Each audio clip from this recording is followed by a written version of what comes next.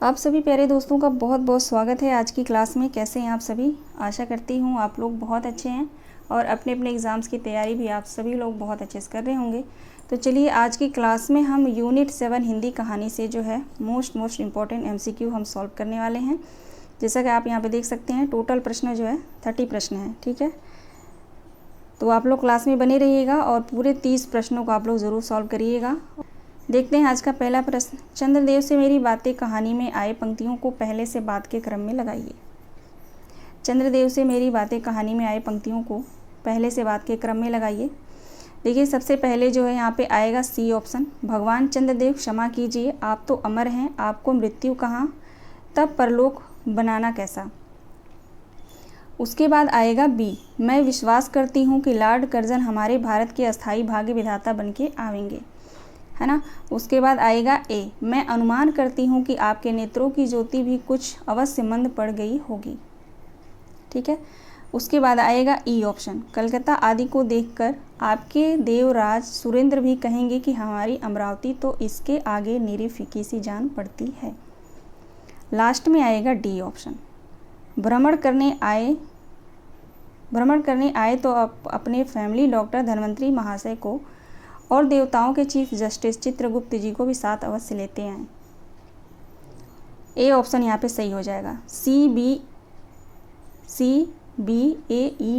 ये बिल्कुल क्रम है और आप लोग क्रम में याद रखिएगा क्योंकि इस तरह से प्रश्न पूछे जा रहे हैं। ठीक है, चाहे वो कहानी हो, नाटक हो, उपन्यास हो, निबंध हो, ठीक है, संवाद हो, गीतों से भी इस तरह के प्रश्न आ रहे हैं। तो क्रम में आप जो भी आप पढ़ते हैं, कहानी, निबंध, नाटक, तो आप क्रम याद रखिएगा। ठीक है, चलिए देखेंगे दूसरा प्रश्न। चंद्रदेव से मेरी बातें कहानी के संदर्भ में संगत बताइए। संगत है, ठीक है, संगत। ऑप्शन ए है, इस कहानी में अंग्रेजी सरकार की न्याय व्यवस्था पर व्यंग किया गया है। ऑप्शन बी है, इसका प्रकाशन सरस्वती पत्रिका 1904 ईस्वी में जो है निबंध के रूप में हुआ था। ऑप्शन सी है, यह कहानी आत्मपरक शैली में लिखी गई है। ऑप्शन डी है, भवदेव पांडे इसे हिंदी की पहली ऐतिहासिक कहानी मानते हैं। ऑप्शन ई है, इस कहानी में उच्च शिक्षित वर्ग की काठ के पुतलों से तुलना की गई है ना। बताइए राइट आंसर क्या होगा क्वेश्चन नंबर 2 का। देखिए ये ए ऑप्शन जो है बिल्कुल सही है, आप सभी को पता है इस कहानी में जो अंग्रेजी सरकार की न्याय व्यवस्था पर व्यंग किया गया है। ऑप्शन बी देखेंगे, इसका प्रकाशन सरस्वती पत्रिका 1904 ईस्वी में निबंध के रूप में हुआ था, ये भी बिल्कुल सही है। ठीक है, सी ऑप्शन गलत है, सी ऑप्शन जो है यहाँ पे गलत हो जाएगा। ठीक है, और भवदेव पांडे इसे हिंदी की पहली ऐतिहासिक कहानी मानते हैं, ऐतिहासिक नहीं राजनीतिक कहानी मानते हैं। ठीक है, ई ऑप्शन बिल्कुल सही है, तो राइट आंसर हमारा हो जाएगा ABE।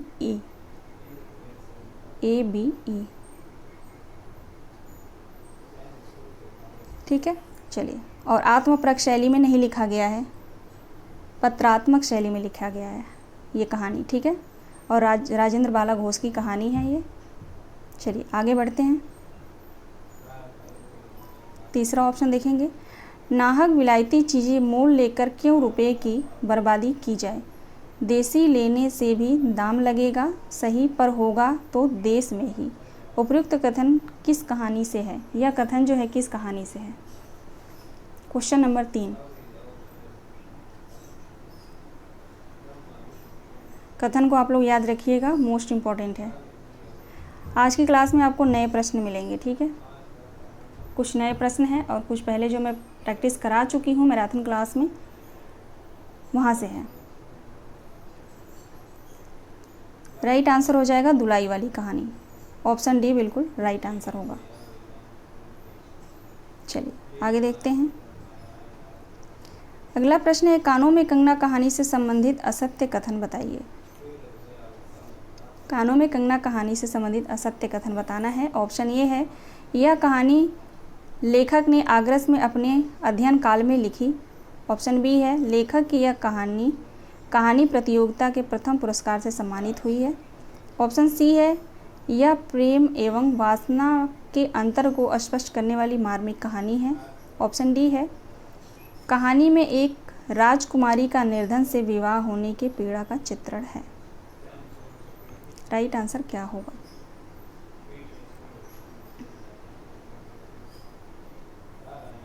ऑप्शन डी यहाँ पे जो है असंगत है ना। कानों में कंगना कहानी में जो है एक राजकुमारी का निर्धन से विवाह होने की पीड़ा का चित्रण नहीं है ना। तो ऑप्शन डी राइट आंसर हो जाएगा। बाकी तीनों ऑप्शन बिल्कुल सही है। ठीक है, चलिए आगे बढ़ते हैं। अगला प्रश्न है, संसार की मृग मरीचिका में हम लक्ष्य को भूल जाते हैं। सतह के ऊपर तक पहुंच पाने वाली कुछ एक महान आत्माओं को छोड़कर सारा जन समुदाय संसार में अपने को खोया हुआ पाता है।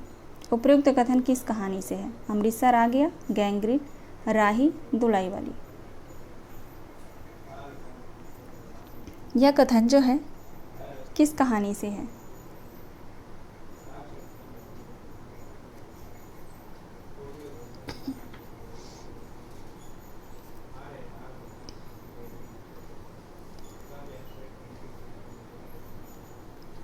राइट आंसर हो जाएगा राही कहानी। ऑप्शन सी बिल्कुल सही जवाब है।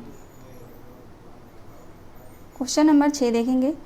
आशा तो बड़ी चीज़ है और फिर बच्चों की आशा, उनकी कल्पना तो राई का पर्वत बना लेती है। यह कथन किस कहानी से है? कहानी से ज़्यादा कथन पूछे जाते हैं या स्थान का नाम दे देगा, है ना। कोई कहानी में कोई कठिन शब्द आया है, उस शब्द का अर्थ पूछ लिया जाता है। ठीक है, ज़्यादातर कथन मोस्ट इम्पॉर्टेंट है। तो इस क्लास में जो है, आज की जो क्लास है, इसमें कथन को मैंने ज़्यादा लिया है। कथन से प्रश्न आपको ज़्यादा देखने को मिलेंगे। क्वेश्चन नंबर 6 का राइट आंसर हो जाएगा ईदगाह कहानी। ईदगाह कहानी से जो है ये कथन है। ठीक है, चलिए आगे देखते हैं। क्वेश्चन नंबर 7, निम्नलिखित में से कौन सा कथन राही कहानी के संदर्भ में असंगत है? ऑप्शन ए, राही कहानी में निर्धन देशवासियों की पीड़ा का मर्म से अभिव्यक्ति है। ऑप्शन बी है, राही कहानी में राजाओं की विलासिता तथा कर्तव्य पलायन की प्रवृत्ति का चित्रण है। ऑप्शन सी है, राही कहानी में अनीता और राही दो पात्र हैं। ऑप्शन डी है, राही कहानी एक निम्न जाति की महिला है। सॉरी, राही है ना, हाँ ठीक है। राही एक निम्न जाति की महिला है जिसे चोरी के अपराध में 1 साल कैद की सज़ा सुनाई गई है। असंगत बताना है इसमें।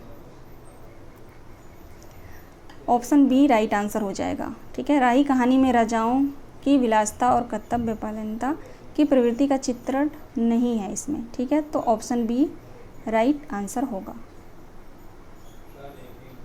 चलिए क्वेश्चन नंबर 8 देखेंगे। निम्नलिखित में किस कहानी में अधूरी प्रेम कहानी का वर्णन नहीं है? आप सभी को बताना है निम्नलिखित में से जो है किस कहानी में अधूरी प्रेम कहानी का वर्णन नहीं है।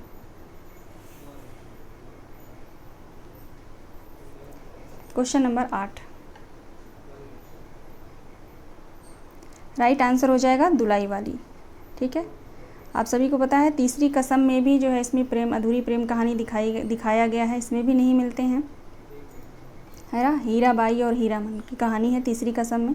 और आकाशदीप में बुद्धगुप्त और चंपा की जो कहानी है वो भी नहीं मिलते हैं एक दूसरे से। उसने कहा था, इसमें भी जो है बोधा और लहना सिंह जो है इसमें भी नहीं मिलते हैं। और ई ऑप्शन जो है कोसी का घटवार, इसमें गोसाई और चंदा की कहानी है ना, जो ये भी नहीं मिलते हैं। तो इस तरह का प्रश्न भी पूछा जा सकता है। राइट आंसर हो जाएगा ऑप्शन डी।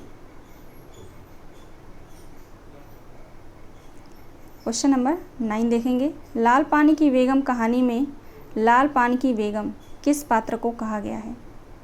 जंगी की पतोहू को, मखनी फुआ को, बिरजू की माँ को या चंपिया को? ये सभी पात्र जो है लाल पान की बेगम कहानी से हैं। फणीश्वर नाथ रेणु की कहानी है ये। आप बताएंगे कि इस कहानी में जो है लाल पान की बेगम किसे कहा गया है? बिरजू की माँ को। बिरजू की माँ को लाल पान की बेगम कहा गया है। और कौन कहता है? आप लोग बताइएगा कमेंट करके। जंगी की पतोहू कहती है या मखनी फुआ कहती है? है ना।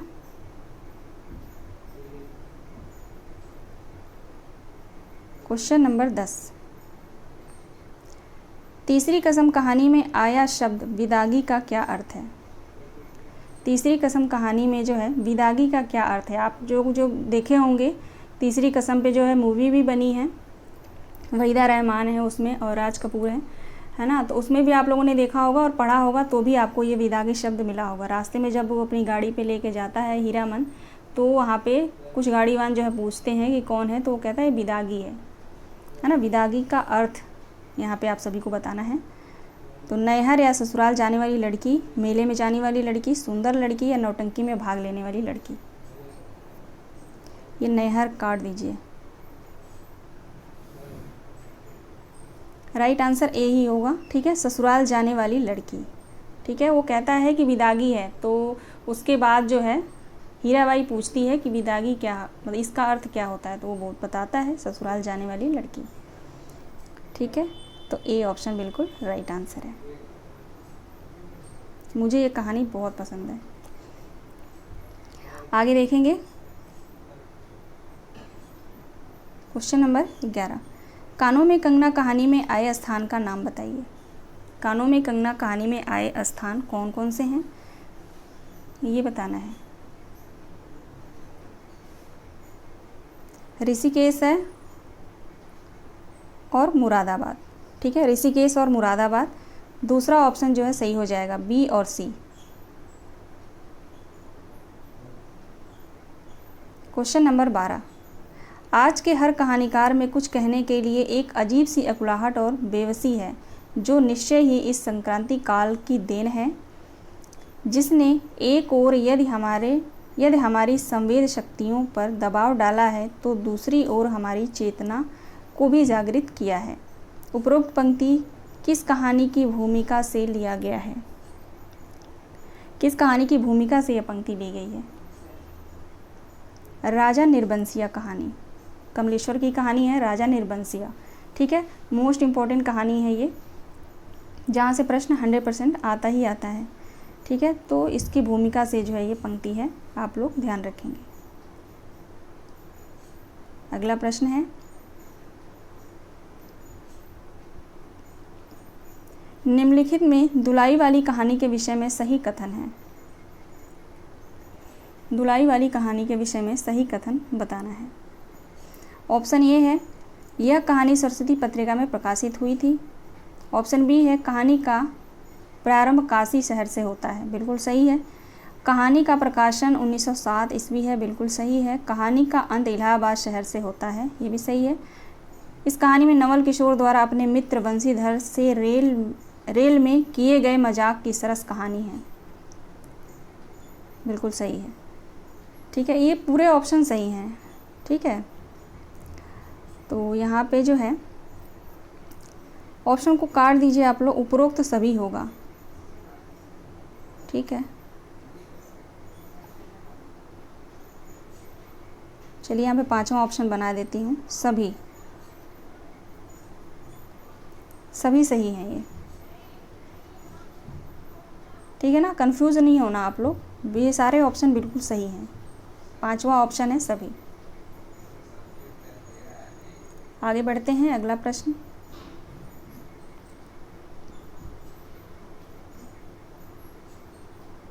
राजा निर्बंसिया कहानी के संबंध में सत्य कथन बताइए। राजा निर्बंसिया कहानी के संबंध में सत्य कथन बताइए। ऑप्शन ए है,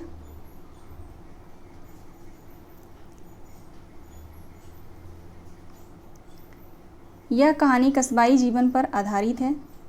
ऑप्शन बी है, इसमें एक ही समय में पुराने तथा आधुनिक युग की दो कहानियां साथ चलती हैं। ऑप्शन सी है, इसमें जगपति और चंदा का प्रेम दिखाया गया है। ऑप्शन डी है, इस कहानी में जगपति आत्महत्या कर लेता है। ऑप्शन ई है, जगपति और चंदा रामपुर के निवासी हैं तथा संतानहीन हैं। राइट आंसर क्या होगा।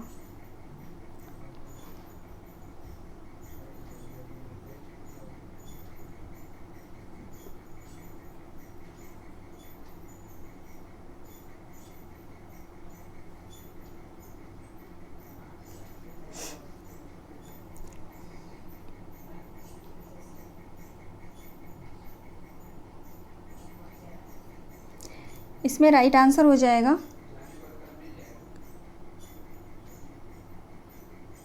बी ऑप्शन बिल्कुल सही है। सी ऑप्शन गलत हो जाएगा। इसमें जगपति और चंदा का प्रेम नहीं दिखाया गया है, ठीक है, इनके संघर्षों को दिखाया गया है। इस कहानी में जगपति आत्महत्या कर लेता है, ये भी बिल्कुल सही है।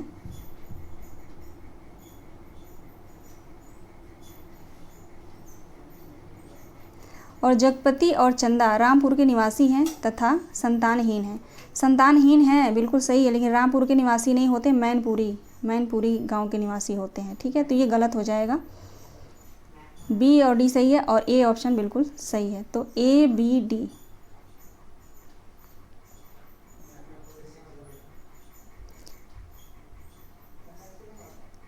तीसरा ऑप्शन ए बी डी बिल्कुल राइट आंसर है। चलिए आगे बढ़ते हैं।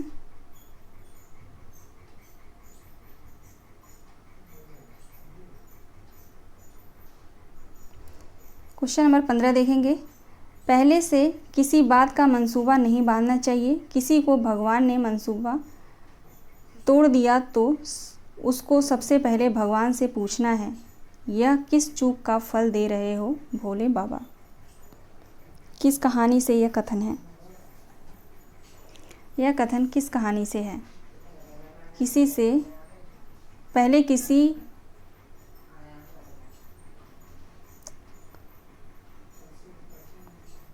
चलिए बताइए आप लोग, है ना, डिस्टर्ब करने वाले कम लोग नहीं हैं यहाँ पे।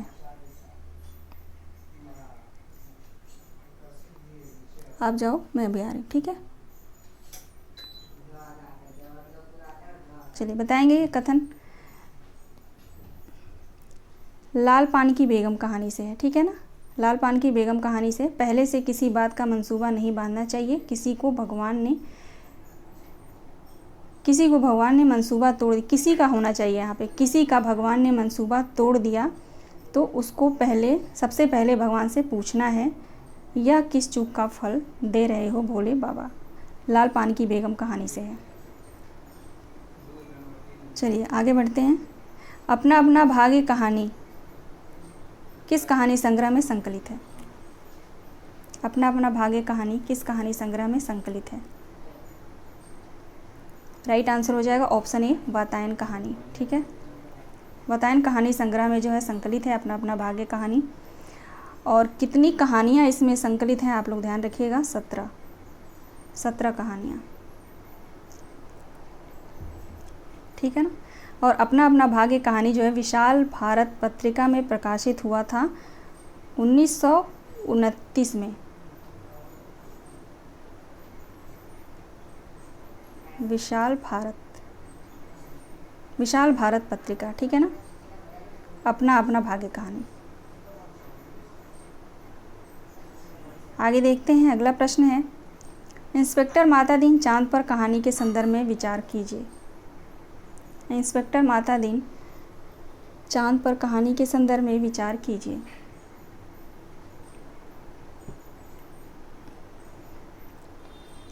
राइट आंसर हो जाएगा ऑप्शन सी। ऑप्शन सी यहाँ पे सही होगा, ठीक है। यहाँ पे ऑप्शन में गलती है, यहाँ पे बी कर लेते हैं और यहाँ पे सी कर लेते हैं, ठीक है। दूसरा बिल्कुल सही है। माता दीन को चांद से एड़ी चमकाने का पत्थर लाने का आदेश प्राप्त हुआ था। उसके बाद तीसरा सही है, माता दीन ने कहा हमारा सिद्धांत है, हमें पैसा नहीं काम प्यारा है। उसके बाद चौथा सही होगा, चांद पर माता दीन का सार्वजनिक अभिनंदन हुआ, ठीक है। तो 2, 3, 4 बिल्कुल राइट आंसर हो जाएगा।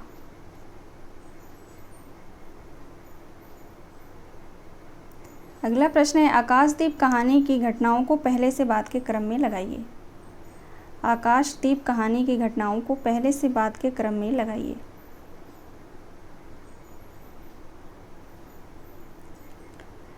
सबसे पहले बंदी द्वारा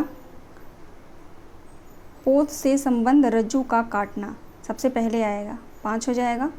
उसके बाद आएगा यहाँ पे बुद्धगुप्त और नायक के बीच द्वंद्व युद्ध, फिर 4 आ जाएगा।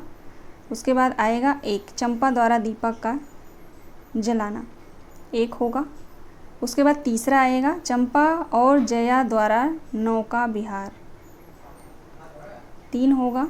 लास्ट में आएगा दीप स्तंभ का महोत्सव।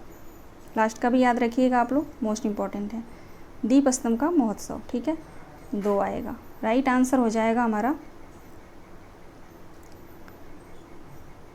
B option, 5 4 1 3 2।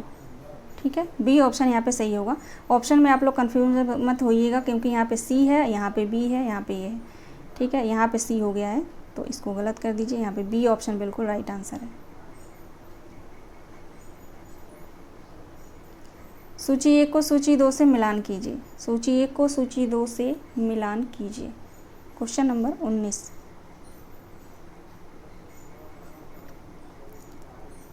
दुनिया का सबसे अनमोल रत्न देश प्रेम पर आधारित है, अमृतसर आ गया देश विभाजन पर आधारित है, चीफ की दावत वृद्धों की उपेक्षा पर आधारित है, पिता कहानी नई और पुरानी पीढ़ी का द्वंद्व। राइट आंसर ऑप्शन बी होगा, 4 3 1 2।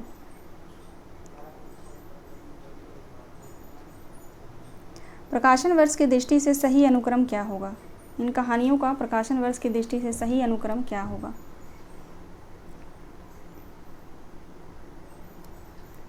आकाशदीप कहानी का प्रकाशन वर्ष है 1928, इंद्रजाल 1936, तर्क और तूफान 1950, पाजेब 1942। अब क्रम में आप लोग लगा लीजिए।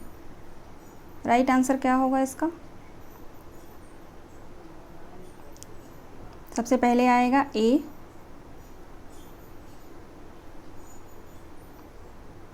तो ए जो है सभी ऑप्शन में है ना, ए सभी ऑप्शन में है। सबसे पहले आएगा ए, उसके बाद आएगा सी। ठीक है, ए के बाद आएगा सी, उसके बाद आएगा डी, फिर आएगा बी। तो राइट आंसर हमारा ऑप्शन सी हो जाएगा। Question number 21। आकाशदीप कहानी के गौड़ पात्र हैं। आकाशदीप कहानी के गौड़ पात्र कौन कौन से हैं? Question number 21। मणिभद्र और जया, ए और सी, बी ऑप्शन, केवल ए और सी। क्वेश्चन नंबर 22 देखेंगे। एक टोकरी भर मिट्टी कहानी में विधवा की पोती का क्या उम्र होता है? एक टोकरी भर मिट्टी कहानी में विधवा की जो पोती होती है उसकी उम्र क्या बताई गई है? 5 वर्ष। आगे बढ़ते हैं, अगला प्रश्न है, जल में वेदी होना कठोर प्राचीरों से तो अच्छा है, यह कथन आकाशदीप कहानी से किस पात्र का है? तो इस प्रश्न को मैं शायद कई बार सॉल्व करा चुकी हूँ, मुझे लगता है आप लोगों को पता होगा। चंपा का है। किससे कहती है? बुधगुप्त से। अगला प्रश्न है, आकाशदीप कहानी में आए संवादों को पहले से बाद के क्रम में लगाइए। आकाशदीप कहानी में आए संवादों को पहले से बाद के क्रम में लगाइए। Question number 24। पहला ऑप्शन देखेंगे, बड़ी शीत है, कहीं से एक कंबल डालकर कोई शीत से मुक्त करता। सबसे आकाशदीप कहानी का सबसे पहली पंक्ति। दूसरी देखेंगे, आंधी की संभावना है, यही अवसर है, आज मेरे बंधन शिथिल हैं। तीसरा ऑप्शन है, यह क्या तुम स्त्री हो, क्या स्त्री होना पाप है। चौथा ऑप्शन देखेंगे, तुमने दस्यावृत्ति छोड़ दी परंतु हृदय वैसा ही अकरुण, सदृश और ज्वलनशील है। पांचवा ऑप्शन है, अच्छा होता बुधगुप्त, जल में बंदी होना कठोर प्राचीरों से तो अच्छा है। ठीक है, बिल्कुल क्रम में है। राइट आंसर हो जाएगा 1 2 3 4 5, है ना। चलिए क्वेश्चन नंबर 25। आकाशदीप कहानी के संदर्भ में विचार कीजिए। आकाशदीप कहानी के संदर्भ में जो है उपयुक्त संगत बताना है, सत्य बताना है। ठीक है, सत्य है।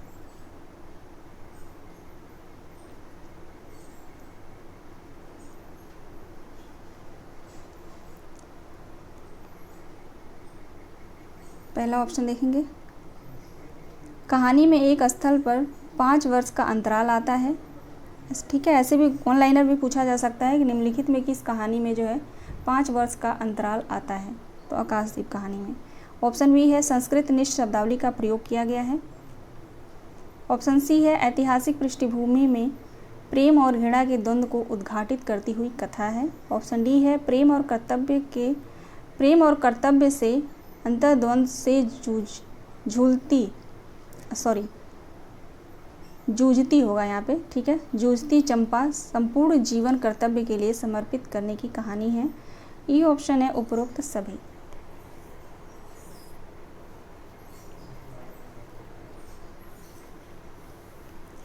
राइट आंसर ए ऑप्शन ही होगा, उपरोक्त सभी, सभी सत्य हैं। क्वेश्चन नंबर 26 देखेंगे, पिता कहानी में आए घटनाओं को पहले से बाद के क्रम में लगाइए। पिता कहानी में आए घटनाओं को पहले से बाद के क्रम में लगाइए।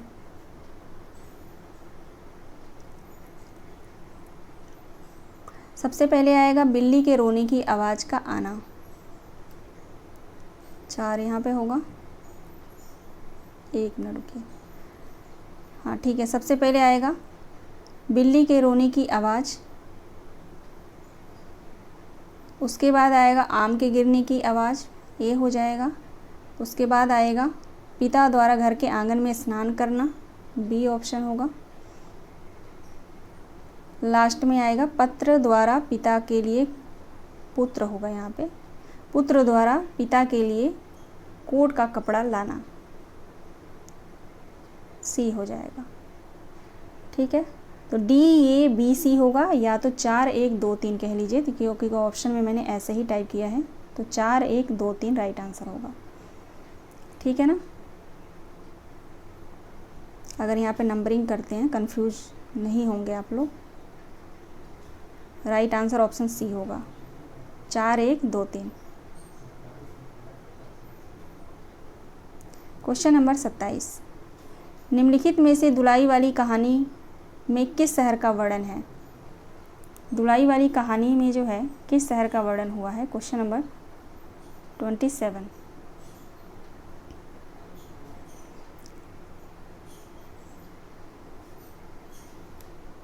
कोलकाता और आगरा, मिर्ज़ापुर, कोलकाता और आगरा। ठीक है, ए बी डी, चौथा ऑप्शन बिल्कुल सही है, A B D. Question number 28 देखेंगे,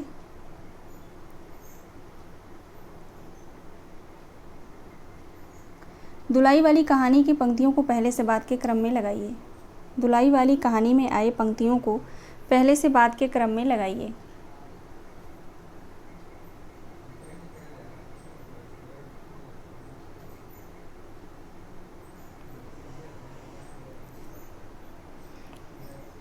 चलिए देखते हैं। सबसे पहले आएगा ए,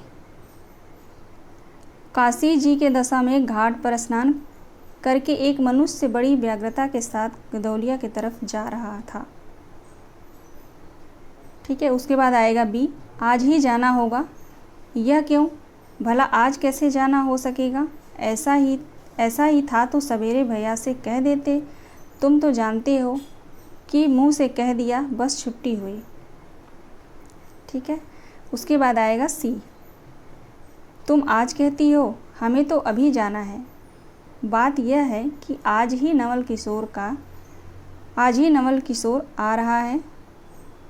यहाँ पे टाइपिंग में मिस्टेक है। ठीक है, आज ही नवल किशोर का है, आ रहा है और अपनी नई बहू को साथ लेके आ रहे हैं। ठीक है, आज ही नवल किशोर जो अपनी नई बहू को साथ लेकर आ रहे हैं। ठीक है, उसके बाद आएगा डी, दोनों मित्र अपनी अपनी घरवाली को ले राजी खुशी घर पहुँचे और मुझे भी अपनी ये राम कहानी लिखने से छुट्टी मिली। बिल्कुल क्रम में है, ए बी सी डी, चौथा ऑप्शन।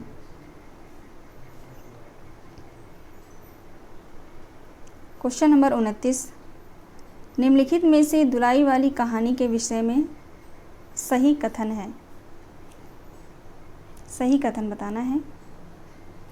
वंशीधर इलाहाबाद के रहने वाले थे। वंशीधर की बनारस में ससुराल थी। वंशीधर के ससुराल में 1 साले और 2 सालियाँ थीं। डी ऑप्शन है नवल किशोर इनके वंशीधर दूर के नाते में मेरे भाई, यानी नवल किशोर और इनके जो वंशीधर थे दोनों जो है दूर के रिश्तेदारी में या नाते में मेरे भाई नहीं हैं। ई ऑप्शन है नवल किशोर और वंशीधर दोनों में गहरी मित्रता है, दोनों एक जान और कालिक हैं। ए ऑप्शन बिल्कुल सही है। ठीक है, ए, बी और ई राइट आंसर हो जाएगा। ए, बी और ई राइट आंसर होगा। ठीक है, सी ऑप्शन इसलिए गलत है क्योंकि इसका 1 साला और 1 साली और सासू माँ रहती हैं। ठीक है, डी ऑप्शन इसलिए गलत है क्योंकि इसमें लिखा है मेरे भाई नहीं हैं, लेकिन मेरे भाई ये दोनों आपस में रिश्तेदारी में जो है मेरे भाई रहता है ये, यानी नवल किशोर का जो वंशीधर जो है दूर के रिश्तेदारी में मेरा भाई लगता है। ठीक है, लेकिन वो अलग बात है, दूसरे अपने को भाई से ज़्यादा दोस्ती निभाते हैं। Option A.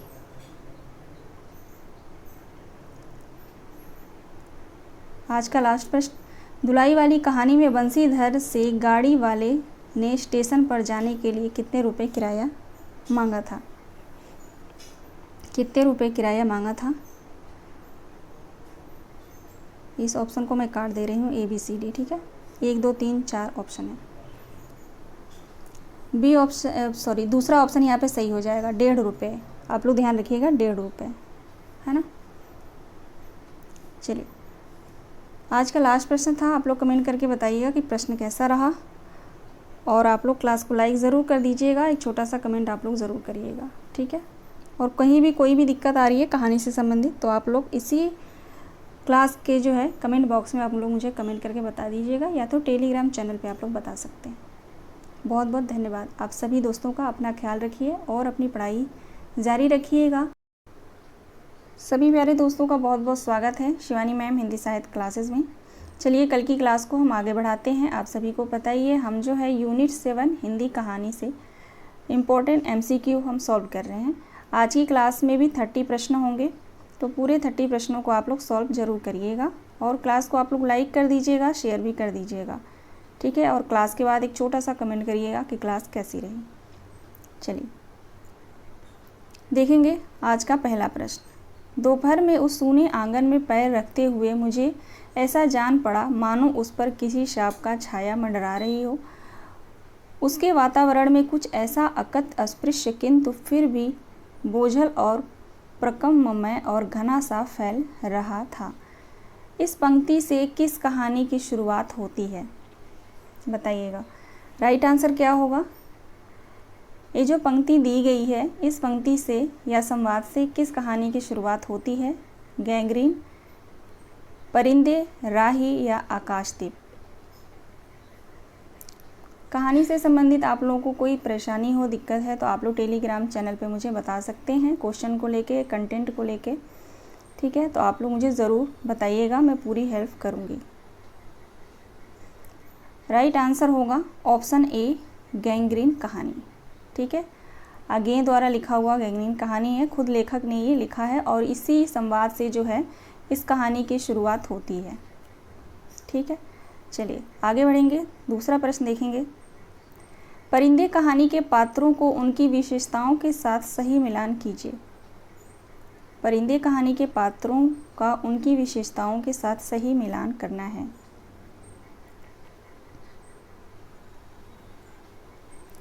लतिका का यहाँ पे जो है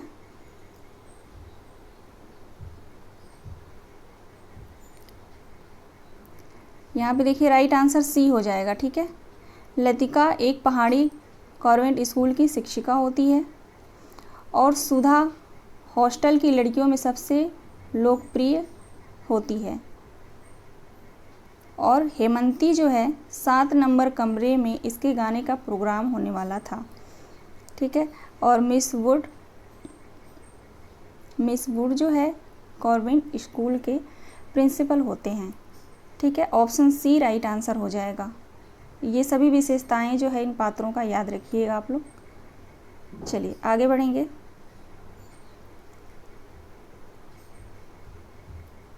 परिंदे कहानी के पात्र डॉक्टर मुखर्जी का कथन है। डॉक्टर मुखर्जी का कथन बताना है परिंदे कहानी में। परिंदे कहानी को आप लोग ज़रा पढ़ लीजिएगा ध्यान से, ज़्यादा बड़ा भी नहीं है और अच्छी कहानी है, ठीक है, क्योंकि इसमें पात्रों की भी संख्या ज़्यादा है और स्टोरी भी इसका आप लोगों ने पढ़ ही लिया होगा, आप सभी को पता ही होगा। तो इसको रिवीजन करिएगा। रिवीजन इसलिए बोल रही हूँ क्योंकि भूलता बहुत जल्दी है, मुझे ऐसा लगता है, ठीक है। पहला ऑप्शन देखेंगे, मरने से पहले मैं एक दफ़ा बर्मा जाऊंगा। बिल्कुल ये जो कथन है ये डॉक्टर मुखर्जी का ही है। दूसरा कथन देखेंगे, मैं कभी कभी सोचता हूँ इंसान ज़िंदा किस लिए रहता है। ये भी कथन मुखर्जी का ही है, डॉक्टर मुखर्जी का। तीसरा ऑप्शन देखेंगे, किसी चीज़ को न जानना यदि गलत है तो जानबूझकर न भूल पाना, हमेशा जोक की तरह उससे चिपटे रहना, यह भी गलत है। ये तीनों कथन जो है डॉक्टर मुखर्जी का है, ठीक है। राइट आंसर 1, 2, 3 हो जाएगा।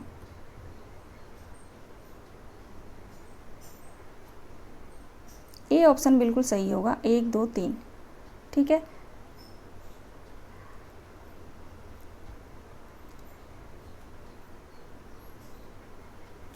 अब देख लेंगे चौथा क्यों गलत है। कुछ भी कह लो, अपने देश का सुख कहीं नहीं मिलता। यह कथन जो है मिस वुड का है, ठीक है, मिस वुड। और पांचवा कथन देखेंगे, ये जो है डॉक्टर मुखर्जी का नहीं है तो ये गलत हो जाएगा। कथन देखेंगे, पियानो का हर नोट चिरंतन खामोशी की अंधेरी खो से निकलकर बाहर, ठीक है, बाहर फैली नीली धुंध को काटता तराशता हुआ एक भूला सा अर्थ खींच लाता है, ठीक है। ये कथन जो है ह्यूबर्ट का है।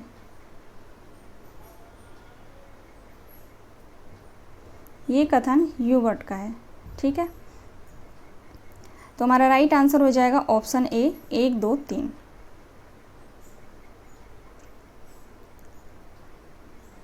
चलिए आगे बढ़ते हैं। अगला प्रश्न है, परिंदे कहानी में कुल कितनी कहानियाँ संकलित है। परिंदे कहानी में कुल जो है कितनी कहानियाँ संकलित हैं।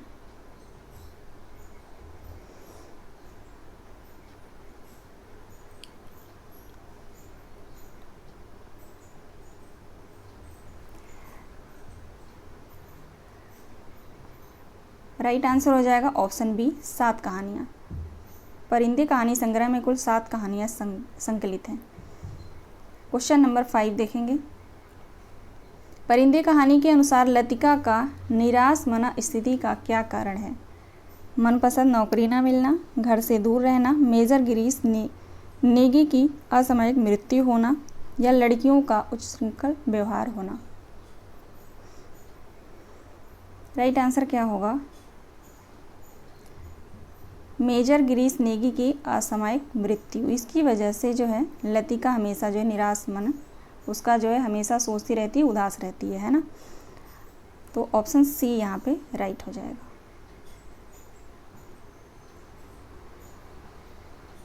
क्वेश्चन नंबर 6 देखेंगे, लतिका को ह्यूबर्ट के अस्वस्थ होने की खबर किसने दी थी। Doctor Mukherjee, father almond, Karimuddin, miss would.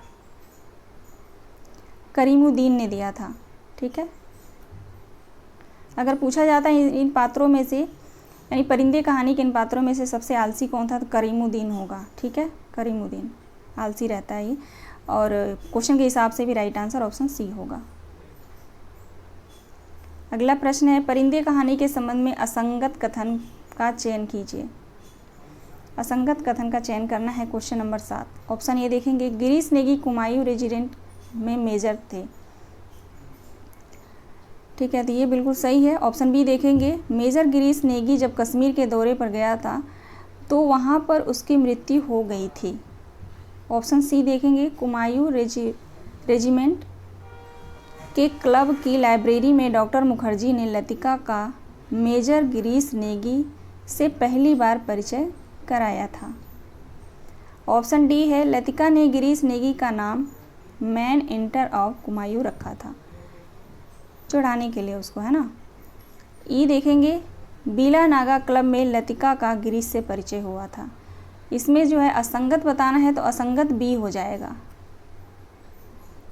देखेंगे असंगत, बी ऑप्शन होगा, राइट आंसर हमारा बी हो जाएगा। ठीक है, मेजर गिरीश नेगी जब कश्मीर के दौरे पर गया था तो वहाँ उसकी मृत्यु हो जाती है। ठीक है, वहाँ नहीं होती है, आप लोग कमेंट करके बताइएगा कहाँ पे इसकी मृत्यु होती है। मेजर गिरीश नेगी। चलिए आगे बढ़ेंगे। अगला प्रश्न है, लतिका द्वारा जूली का प्रेम पत्र छिपाने का क्या कारण था? लतिका जो है जूली से अपना प्रेम पत्र क्यों छुपाती थी? क्यों? क्योंकि वो जूली को बहुत प्यार करती थी। पुरानी शत्रुता के बदले का भाव, ईर्ष्या का भाव, दोनों का प्रेमी एक ही था।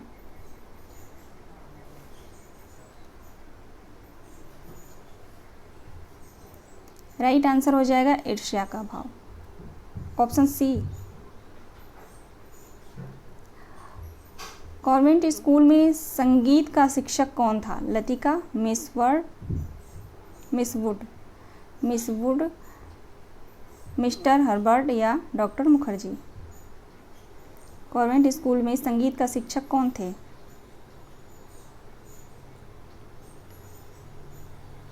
मिस्टर ह्यूबर्ट, है ना। राइट आंसर ऑप्शन सी होगा। डॉक्टर मुखर्जी क्या थे? तो स्कूल में अध्यापन तथा प्राइवेट प्रैक्टिस, ये मूलतः जो है बर्मा से जापान आक्रमण के समय पलायन कर गए थे और रास्ते में इनकी पत्नी की मृत्यु हो जाती है। ठीक है, इनकी विशेषता है ये, आप लोग याद रखिएगा। ये जो है व्यक्तिगत जीवन के विषय पे अधिक मुखर नहीं थे। ठीक है, चलिए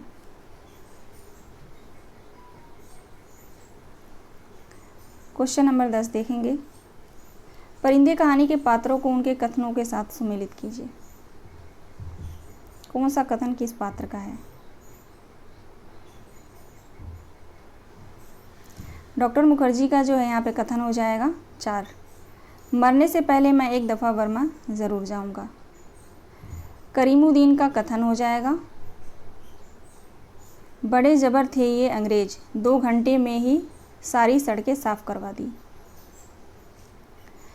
ह्यूबर्ट का कथन होगा यहाँ पे, पता नहीं मिस वुड को स्पेशल सर्विस का गोरख धंधा क्यों पसंद आया।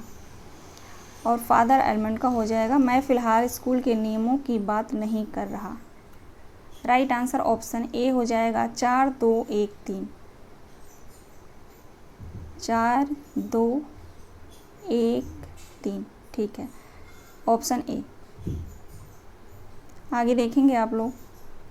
अगला प्रश्न है, बारिश होने की आशंका से मिस वुड ने पिकनिक के लिए किस स्थान पर जाने का प्रोग्राम रद्द कर स्कूल में कुछ मिडोज़ में ही जाने का निश्चय किया?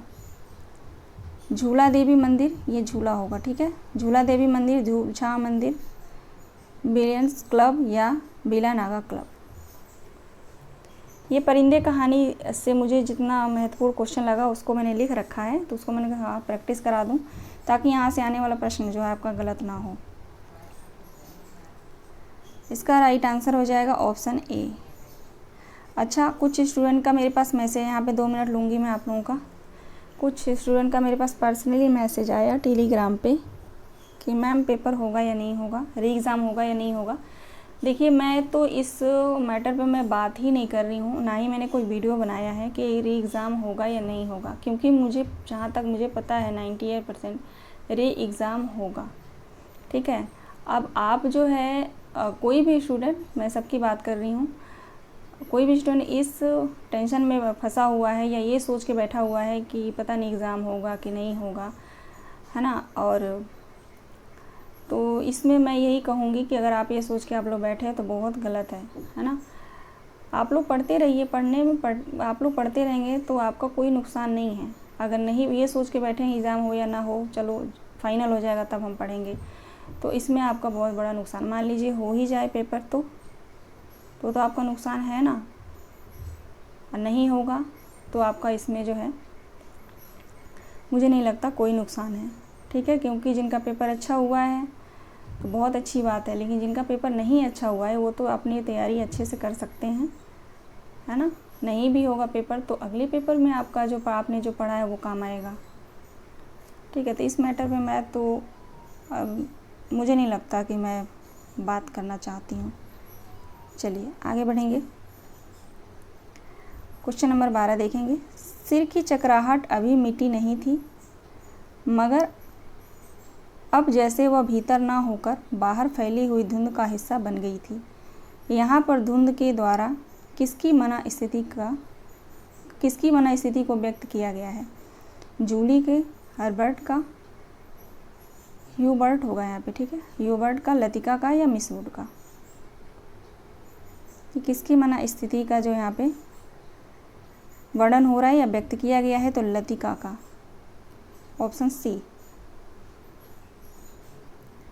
वही जो सब लोग जानते हैं और हर्बर्ट जिसे जानना चाहिए था नहीं जानता था। परिंदे कहानी में यह कथन किसका है? डॉक्टर मुखर्जी का ये कथन है। राइट आंसर ऑप्शन डी हो जाएगा। अगला प्रश्न है, प्रकाशन वर्ष के अनुसार कमलेश्वर की कहानी को पहले से बाद के क्रम में लगाइए। प्रकाशन वर्ष के अनुसार कमलेश्वर की कहानी को पहले से बाद के क्रम में लगाइए।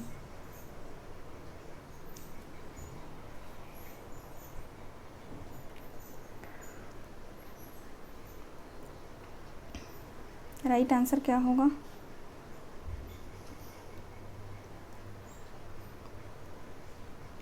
ऑप्शन ए सही जवाब होगा। सबसे पहले राजा निर्वंशिया, फिर कस्बे का आदमी, खोई हुई दिशाएं, आज़ादी मुबारक। ठीक है, चलिए सूची 1 को सूची 2 से मिलान कीजिए। सूची 1 को सूची 2 से मिलान कीजिए। राइट आंसर क्या होगा? महीप सिंह का यहाँ पे हो जाएगा कुछ और कितना, विवेकी राय का संघर्ष, राकेश वत्स का अभियुक्त, राजेंद्र यादव का देवताओं की मूर्तियाँ। ठीक है, ऑप्शन दूसरा यहाँ पे सही होगा, 2, 3, 4, 1। सिक्का बदल गया कहानी किस पत्रिका में प्रकाशित हुई थी? सिक्का बदल गया कहानी किस पत्रिका में प्रकाशित हुई थी?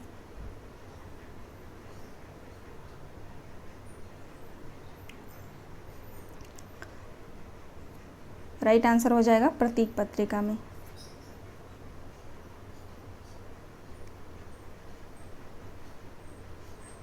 प्रतीक पत्रिका में प्रकाशित हुई थी और 1948 ईस्वी में। ठीक है, आगे देखते हैं। बादलों के घेरे कहानी संग्रह में कुल कितनी कहानियाँ संकलित हैं? 21, 22, 24 या 25? बादलों के घेरे कहानी में कितनी कहानियाँ संकलित हैं? Question number 17। 24 कहानियाँ संकलित हैं। ठीक है ना। और बादलों के घेरे कहानी में ही सिक्का बदल गया कहानी जो है संकलित है। ठीक है, आप लोग ध्यान रखिएगा। इसका प्रकाशन वर्ष है 1980।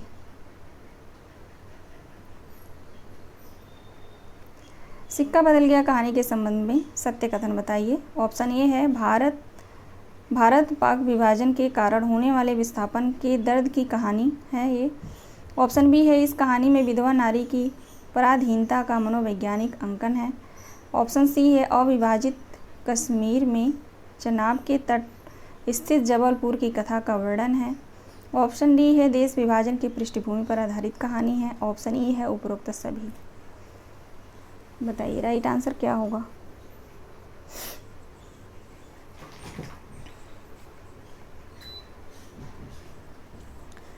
राइट आंसर ऑप्शन ई हो जाएगा।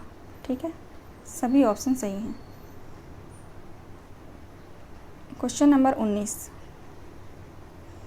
सिक्का बदल गया कहानी में शाहनी किस नदी में नहाकर अपने घर जाती थी?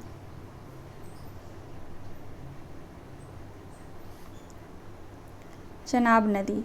राइट आंसर हो जाएगा ऑप्शन ए चनाब नदी। अगला प्रश्न है, सिक्का बदल गया कहानी में शेरा की पत्नी का क्या नाम था? हसैना, सुनैना, रेहाना या फातिमा? हसैना। ठीक है, हसैना नाम था शेरा की पत्नी का नाम। अगला प्रश्न है, भीष्म साहनी की कहानियों को पहले से बाद के क्रम में लगाइए। भीष्म साहनी की कहानियों को पहले से बाद के क्रम में लगाइए।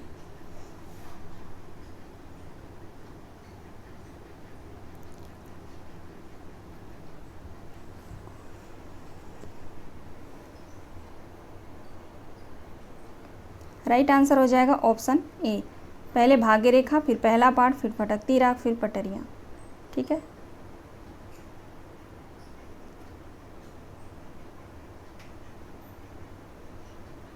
अगला प्रश्न देखेंगे। अगला प्रश्न है, चीफ की दावत कहानी का प्रकाशन वर्ष क्या है? चीफ की दावत कहानी का प्रकाशन वर्ष क्या है?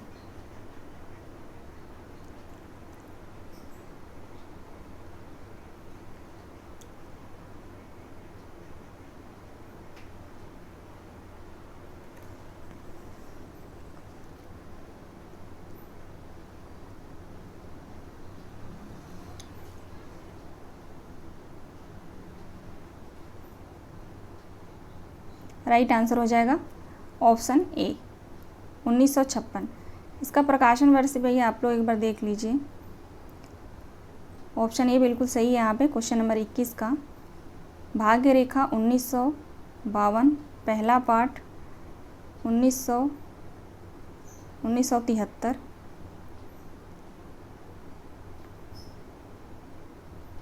नहीं, एक मिनट रुक जाइए। भाग्य रेखा जो है 1953 होगा और पहला पाठ 1957, भटकती राख 66, 1966, पटरियाँ 73। ठीक है, ये प्रकाशन वर्ष है। प्रकाशन वर्ष भी आप लोग ध्यान रखिएगा। चलिए आगे बढ़ते हैं। ये प्रश्न हो गया।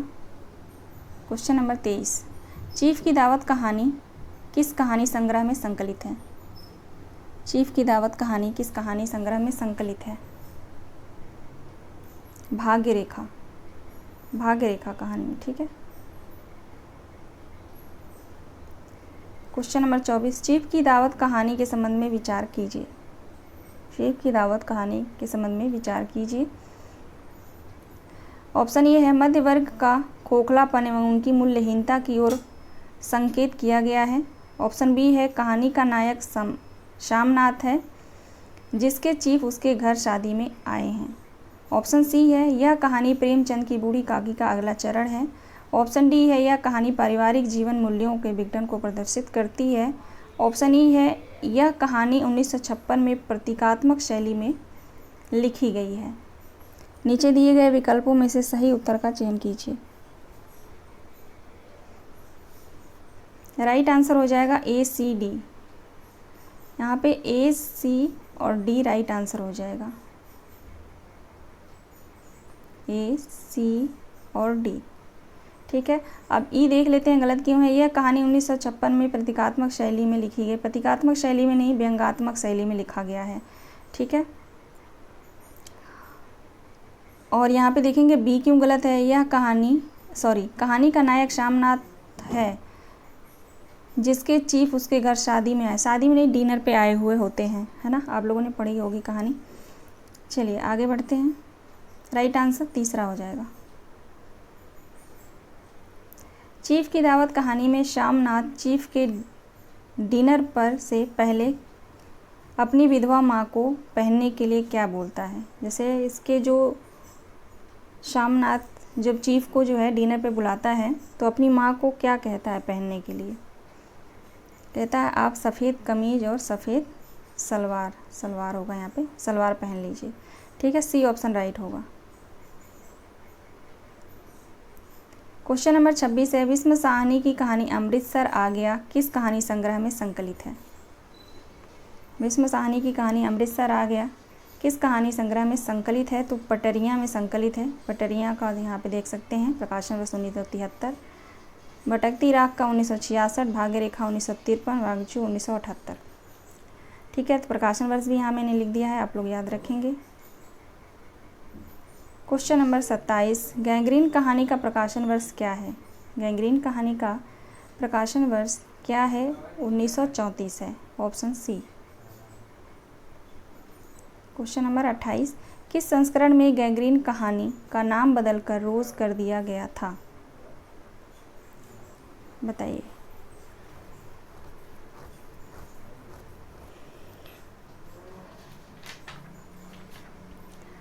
किस संस्करण में गैंग्रीन कहानी का नाम बदलकर रोज़ कर दिया गया था।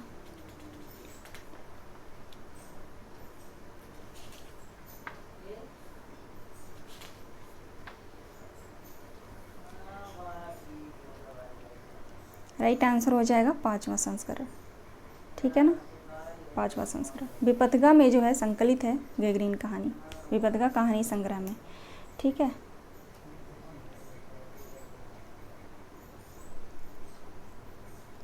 क्वेश्चन नंबर 29, अमृतसर आ गया कहानी के संदर्भ में सही नहीं है। अमृतसर आ गया कहानी के संदर्भ में सही नहीं है। भीष्म साहनी द्वारा लिखित यह कहानी है, बिल्कुल सही है। यह कहानी भारत के विभाजन के परिप्रेक्ष्य पर लिखी गई है, ये भी सही है। ऑप्शन सी देखेंगे, कहानी में शरणार्थियों के एक समूह का पाकिस्तान से भारत के समवर्ती शहर अमृतसर की ओर यात्रा के दौरान ये भयावहता और विनाश का दर्पण है, ये भी सही है। हाँ, सी ऑप्शन बिल्कुल सही है, ठीक है। ऑप्शन डी देखेंगे, भीष्म साहनी ने विभाजन के विषय पर अपना महाकाव्य तमस उपन्यास 1973 भी लिखा, जिस पर प्रहलाद निहलानी ने एक टीवी फिल्म बनाया था। ये गलत हो जाएगा, ठीक है। डी ऑप्शन हमारा राइट आंसर है। सही नहीं पूछा गया है, तो डी ऑप्शन सही हो जाएगा यहाँ पे, ठीक है। यहाँ तक तो बिल्कुल सही है, महाकाव्य जो है इन्होंने लिखा था साहनी ने, लेकिन यहाँ से जो है गलत हो जाएगा, जिस पर प्रहलाद निहलानी नहीं थे, ये गोविंद करके थे, ठीक है। तो इसलिए जो है डी ऑप्शन यहाँ पे गलत होगा। लास्ट प्रश्न देखेंगे, गाड़ी के डिब्बे में बहुत मुसाफिर नहीं थे, मेरे सामने वाली सीट पर एक बैठे सरदार जी देर से मुझे लाम के किस्से सुनाते रहे थे। वह लाम के दिनों में वर्मा की लड़ाई में भाग ले चुके थे और बात बात पर खी करके हंसते और गोरे फौजियों के खिल्ली उड़ा रहे थे। उपरोक्त कथन किस कहानी से है? उपरोक्त कथन किस कहानी से है? अमृतसर आ गया कहानी से, ठीक है। आज का जो है लास्ट प्रश्न है ये। चलिए मिलते हैं कल की क्लास में। आप सभी दोस्तों का बहुत बहुत धन्यवाद।